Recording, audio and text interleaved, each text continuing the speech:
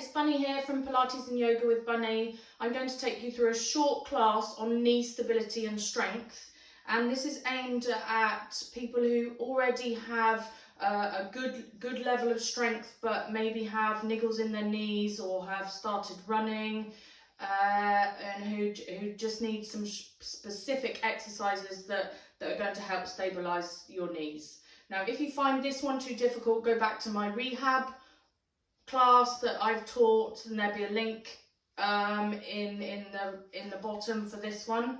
Now, equipment wise, don't worry if you don't have any equipment, but what I'm going to be using is just a normal band. Okay, now any of these will be, if you've got any, they will all be fine. So a TheraBand, Dynaband, okay, a range of different like elastic bands with loops in, just whatever you have.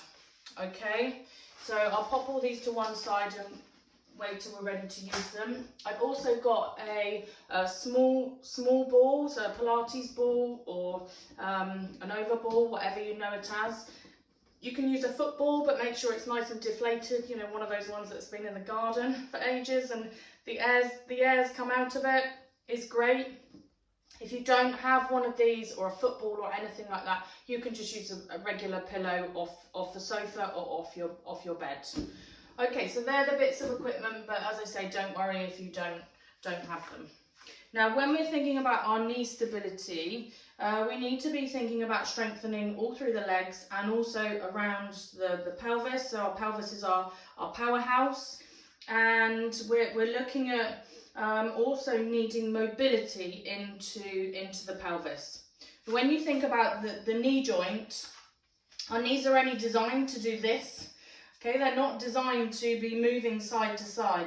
We need a good level of strength around the muscles, around to support the knee. Otherwise, then the knee can get that play from side to side. So it is only designed to move in flexion or extension. Okay, so forwards and backwards, and that's what I'm going to look at today. Now, if your hips aren't very flexible, if you have a problem with your hip joints and the internal and external rotation with the mobility of your hip, it's going to put lots of pressure onto your knees, because your knee will try and take the movement that your hip should be allowing you to do. So we're going to look at a little bit of mobility, but at the end, and a few stretches that will work with that, but predominantly we're going to think about stability through that knee, exercises that can help that, and also working on stability through the pelvis. So everything needs to be strong so that those ligaments and those tendons around your knee don't create issues. Okay, so we're going to start by strengthening the Achilles and the calf by lifting up into a heel raise. Now, as I say, if any of these are too much for you, go back to my other class and do that one and get strong with those exercises before you move on to this one.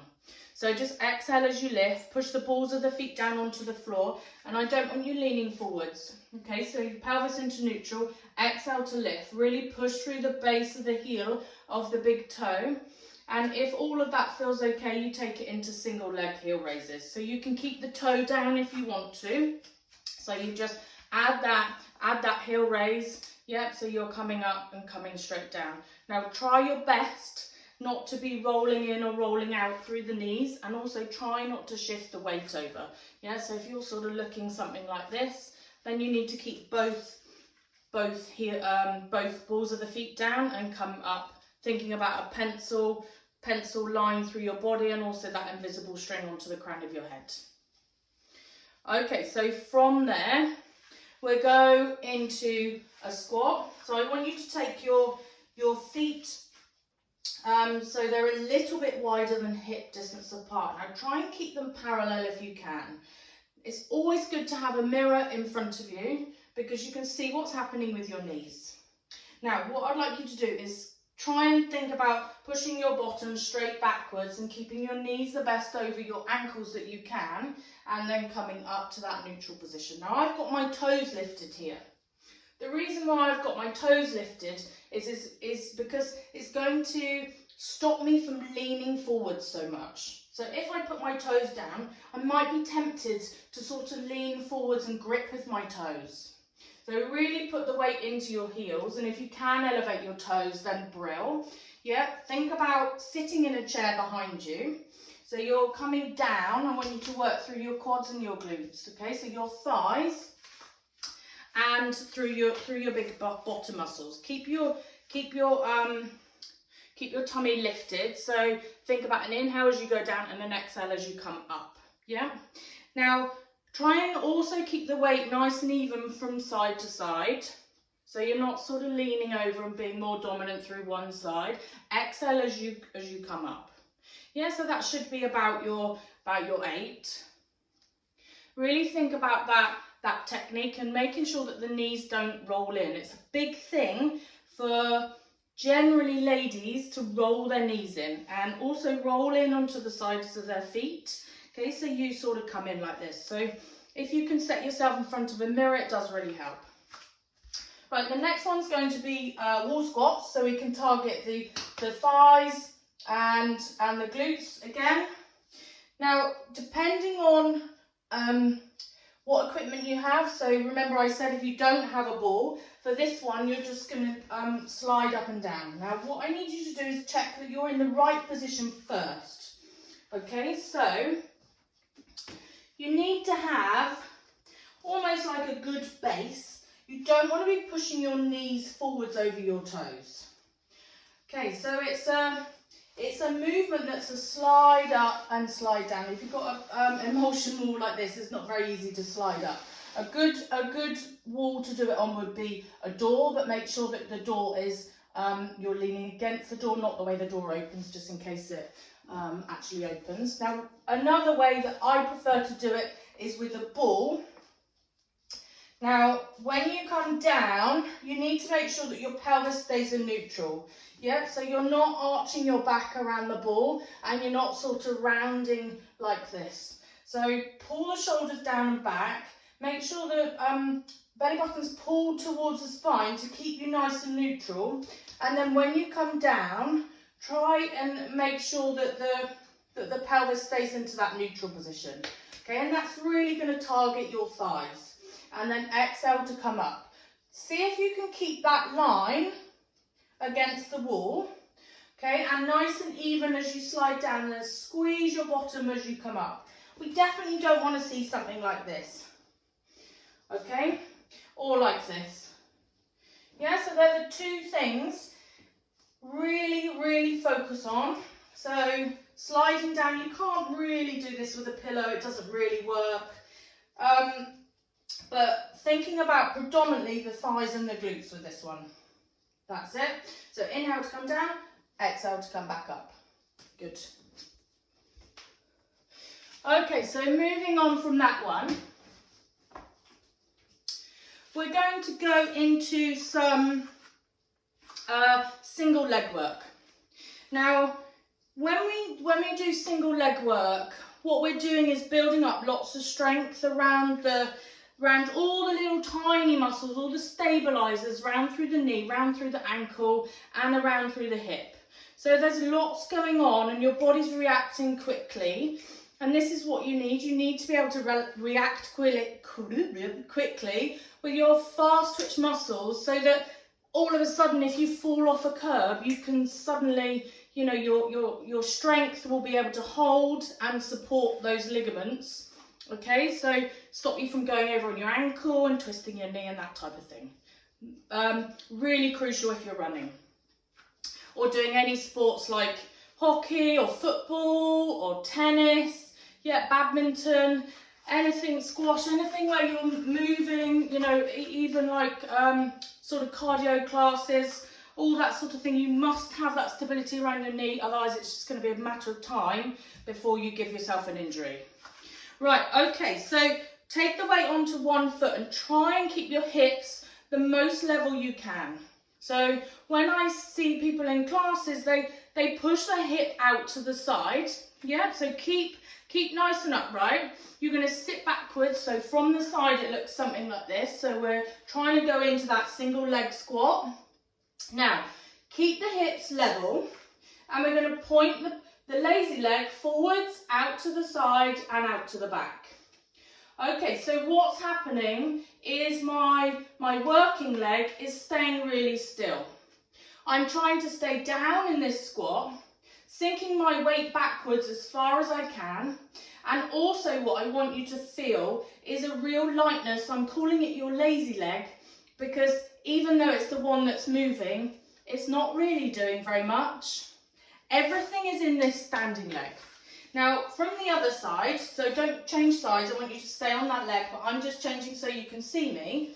When you take that weight back, I want you to feel it into your big muscle of your bum.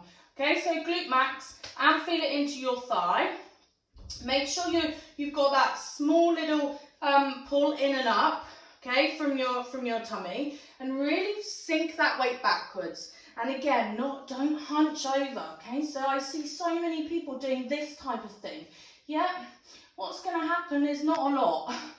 Okay, so really strong, thinking about all that weight, pushing into that heel, yeah, and you should be able to feel it.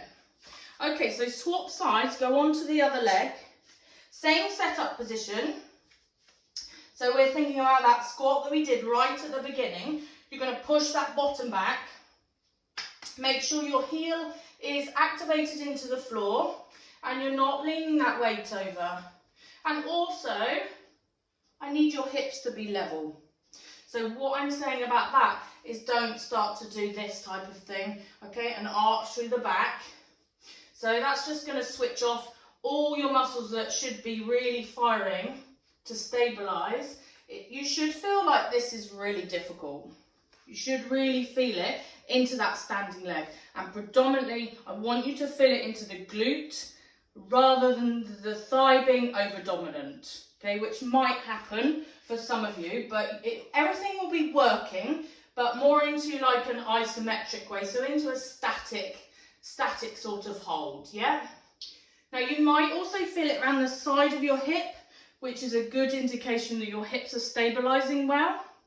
So, okay, so moving on from that one, we're going to go into single leg, so still some standing work, but this time it's going to be standing up straight and we're going to lift our leg up to the side.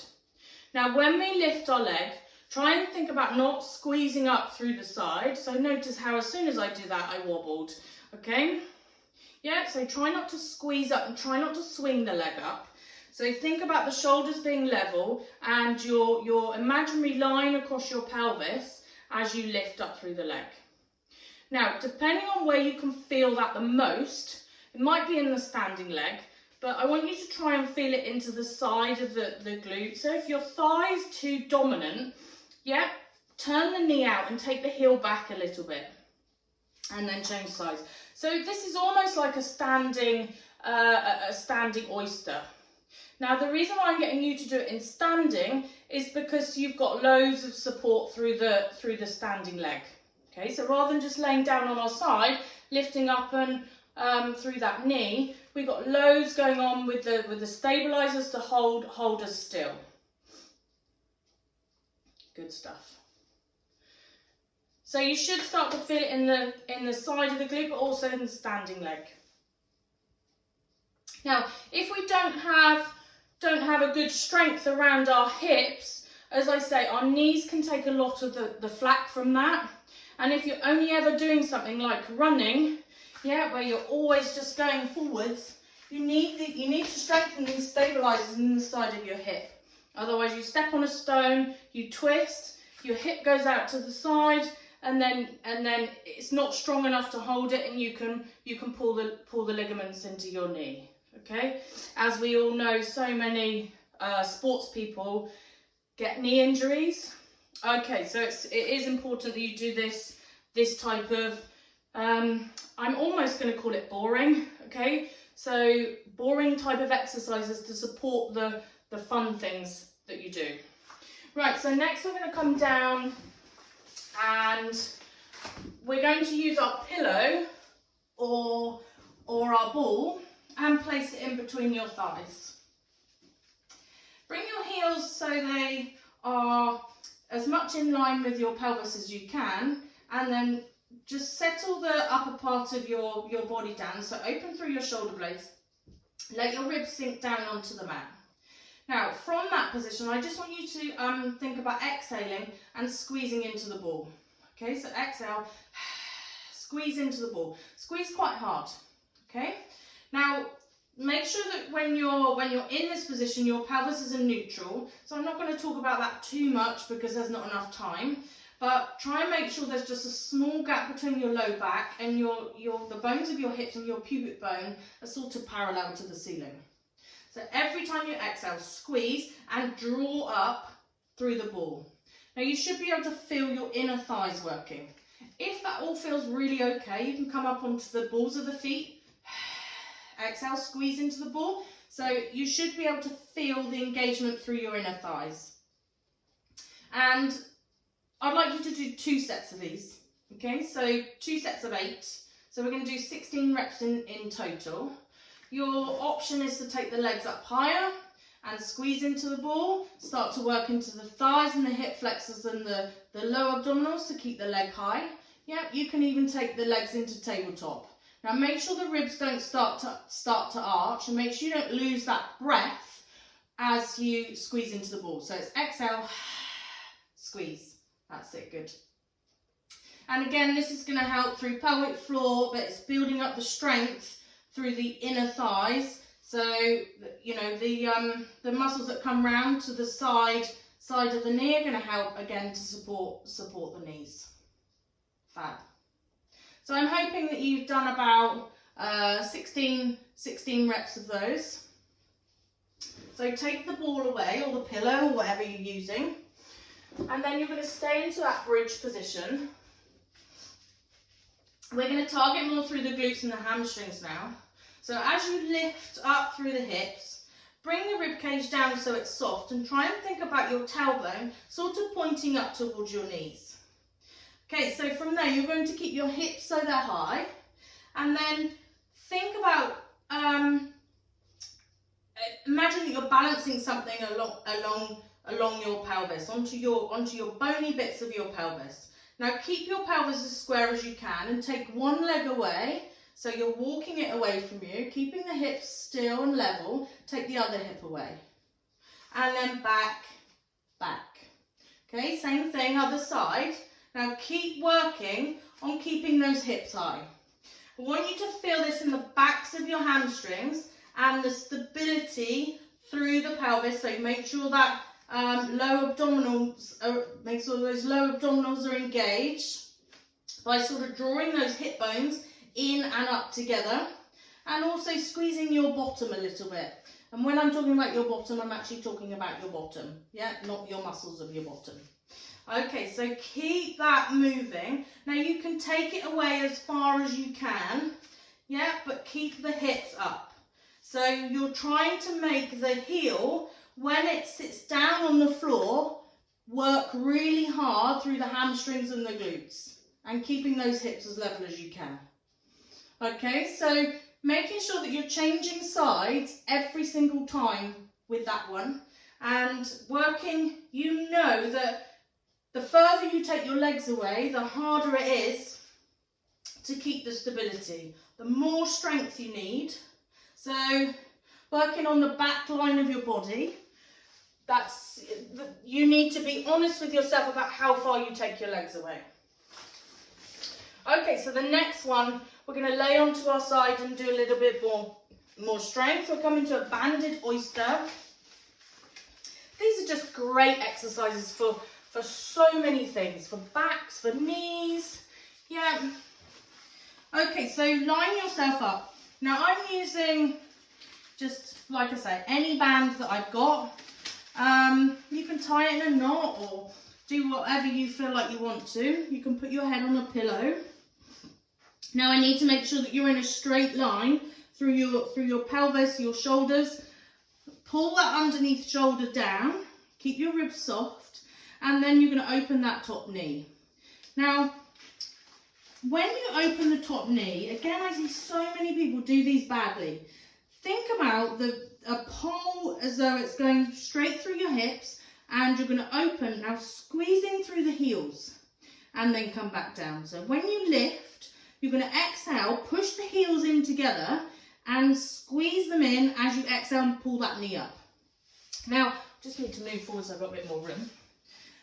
We don't want to roll backwards, okay? If you roll backwards in this oyster, what you're doing is basically just having a little comfort roll.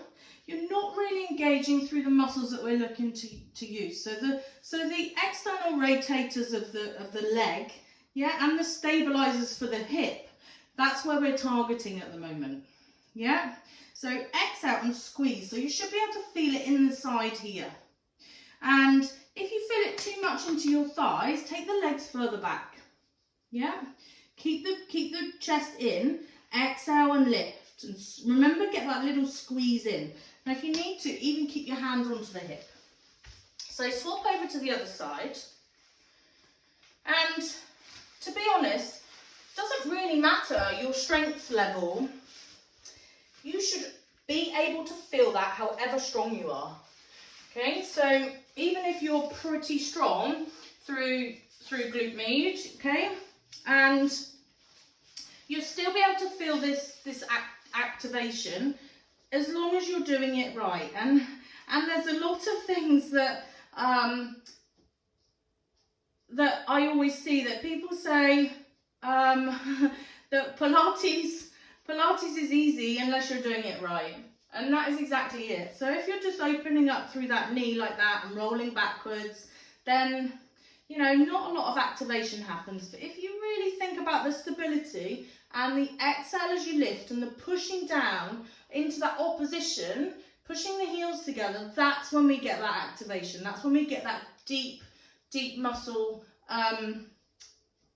feeling, that contraction as it really works in the right place. Good. And last one. Yeah, so take off the band and then come to a seated position. Now, if this is too difficult for you to do this into a seated position like this, then you can come down and lay onto your back. Now, all you're going to do is think about keeping your pelvis still and lifting through the leg. Now, when I get you to lift through the leg, exhale, and I'm not asking you to do this. So lift through the leg and have a little rock forwards and backwards. I'm asking you to sit on the base of your sit bones, so get your bum cheeks out of the way if you need to, and then lift up nice and tall so you're already in an engaged position. Then inhale and exhale as you just hover through that leg. So the leg only lifts as high as it's able to without you changing any position through the body. You can sit on a block or a book or a chair even. So in my previous class, we do this sitting on a chair.